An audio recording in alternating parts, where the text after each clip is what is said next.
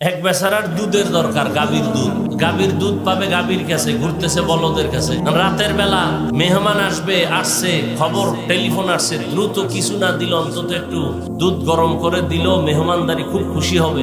গোয়াল ঘরে গেছে দুধ আনার জন্য বালতি নিয়ে, সেখানে গাভীও আছে বলদও আছে। এখন কোনটা গাভী আর কোনটা বলদ এটা তো আর বোঝা যায় না, অন্ধকার। চেরাক নিয়ে যায়, বাতাসে নিভে যায়। এখন গাভী আর বলদ নির্ণয় করার জন্য হাত দিছে ওলান কোথায় খোঁজার জন্য। গাভীর পেছনে হাত না গিয়ে গেছে বলদের পিছনে, তো এটা দিছে প্রস্রাব করিয়া। ও বুঝছে যে আজকে আল্লাহ বোধহয় বরকত দিছে, টানাটানি ছাড়াই দুধ আসতেছে। বালতিটা নিচে দিছে, মুহূর্তের মধ্যে বালতি ভরপুর হয়ে গেছে।